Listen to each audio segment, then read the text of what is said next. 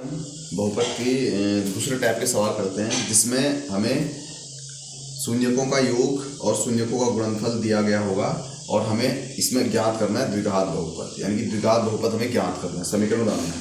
तो द्विघात बहुपद समीकरण जो है, बहुपद जो है उसका रूप होता है ax² + bx + c = 0। ये होता है उसका मानक रूप, मतलब हमें a b c के मान हमें क्या करना है, ज्ञात करने हैं।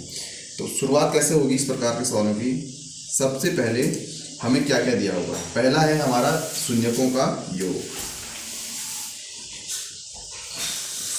सबसे पहले हम लिखेंगे, ये नहीं लिखेंगे, सबसे पहले हम लिखेंगे माना शून्यक अल्फा वो क्या है, बीटा। एक शून्यक अल्फा है, एक क्या है, बीटा है। तो पहली जो चीज है वो है शून्यकों का योग। जो शून्यकों का योग है वो है 1/4, यानी शून्यकों का योग होता है अल्फा प्लस बीटा = 1/4। ये दिया हुआ है, मतलब अल्फा प्लस बीटा योग का मान कितना दिया है, 1/4।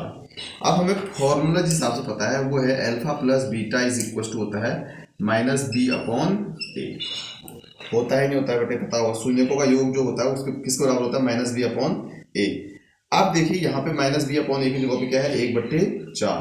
अगर हम इधर तुलना करते हैं, इधर साइड तो बराबर, इधर साइड तुलना करते हैं, तो ध्यान देंगे कि -b/a हो जाएगा 1/4, क्योंकि इसके जगह पे ये है, मतलब इसका मान ये है।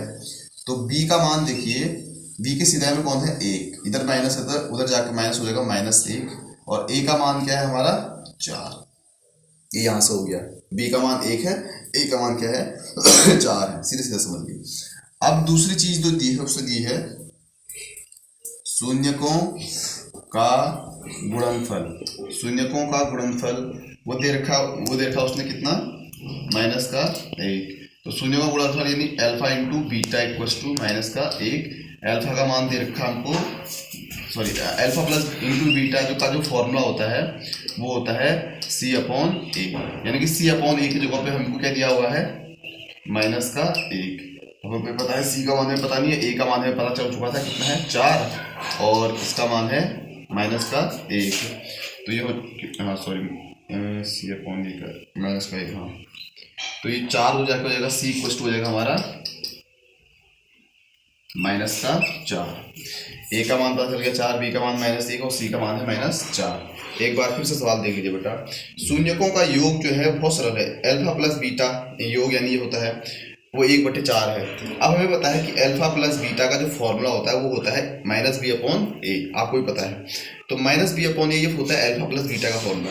तो ध्यान देंगे -b/a की जगह पे दिया था 1/4, मैंने b/a के बराबर में लिख दिया 1/4। b के सीधा में 1 है और a के सीधा में क्या है, 4। तो b का मान -1 और a का मान 4। उसके बाद हमने क्या किया, शून्यकों का गुणनफल जो दिया था वो अल्फा इंटू बीटा = दिया था -1। अब हमें पता है अल्फा इंटू बीटा का जो गुणनफल का फॉर्मूला है वो है c/a।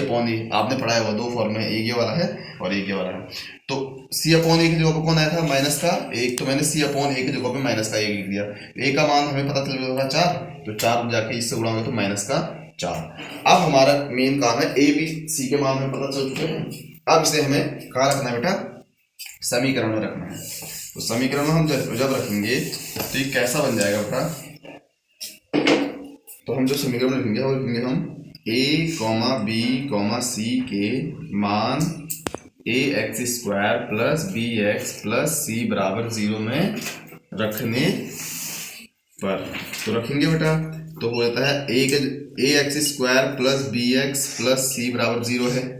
a के जगह पे क्या रखूंगा बेटा, कितना था a का मान हमारा था 4, 4x²। b का मान हमारा था -1, तो b की जगह पे -1 रख दूंगा मैं, और c के जगह पे कितना था हमारा -4, तो ये जगह -4 = 0। तो समीकरण कुछ इस प्रकार बन जाएगा 4x² - 1 को कुछ न लिखे -x -4 = 0। तो ये हमारा अभीष्ट द्विघात समीकरण हमारा ये बन के तैयार हो गया। तो ये पहला समीकरण था, ये बना दिया हमने। इस प्रकार सवाल करना, पॉज कर। तो आइए बच्चों एक और सवाल ले लेते हैं इसी प्रकार के, कि जिसमें शून्यक का योग दिया होगा और शून्यक का गुणनफल दिया होगा और हमें द्विघात बहुपद ज्ञात करना है, यानी कि हमें ए बी सी के मान ज्ञात करके यहाँ रख देना है। तो सबसे पहले वही शुरुआत करेंगे। सबसे पहले हम लिखेंगे माना शून्यक अल्फा वो क्या है, बीटा है। लिख दिया हमने अल्फा और बीटा। अब हम क्या करेंगे, अल्फा और बीटा है लिख देंगे। तो अब सबसे पहले हमको क्या दिया है, शून्यकों का योगफल। तो मैं लिखूंगा शून्यकों का योगफल। शून्यकों का योगफल कितना है, √2 दिया हुआ है। अब शून्यकों का योगफल का फॉर्मूला क्या होता है, आपको पता ही है, alpha plus beta equal to होता है माइनस शून्यकों का योगफल जो दिया हुआ है वो कितना दिया हुआ सवाल के हिसाब से, √2 दिया हुआ है। लेकिन हमको पता है फॉर्मूला क्या होता है, alpha plus beta equal to होता है माइनस का b/a। यानी कि देखिए कि ये माइनस का b/a की जगह पे कौन है, √2। तो तुलना करेंगे तो जगह माइनस का b/a के जगह पे क्या है, √2। तो ध्यान देंगे b के सिराए में तो √2 है, पर a के सिराए में कोई नहीं है, तो a के सिराए में हम मान लेंगे 1।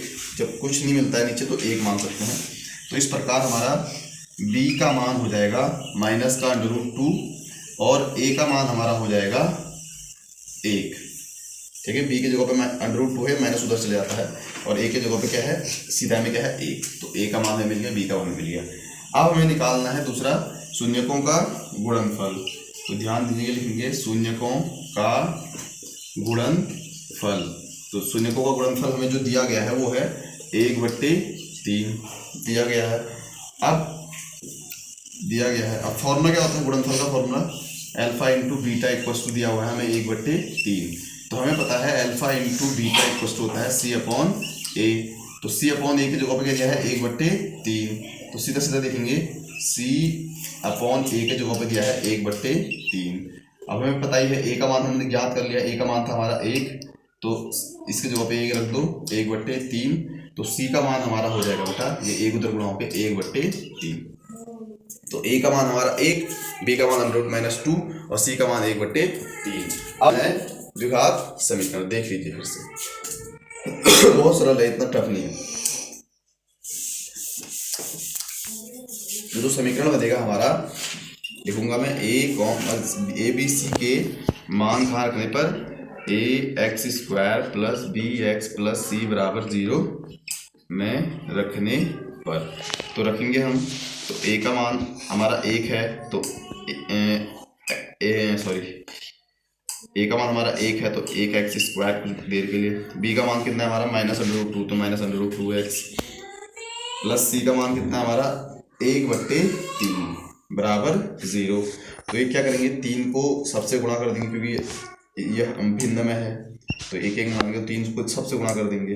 तो हो जाएगा 3x² - 3√2x + 1 = 0। ये हमारा हो जाएगा अभीष्ट द्विघात समीकरण। तो इस प्रकार हमें यदि द्विघात बहुपद के शून्यक दिए गए हों, तो मतलब शून्यकों के योग और गुणनफल दिए गए हों, तो उनसे हम समीकरण बना सकते हैं। तो 2 सवाल के माध्यम से आपको ये समझ आ गया होगा। अब हम अगली वीडियो में मिलेंगे, अगली प्रश्नावली बहुपद का भाग करते हैं। धन्यवाद।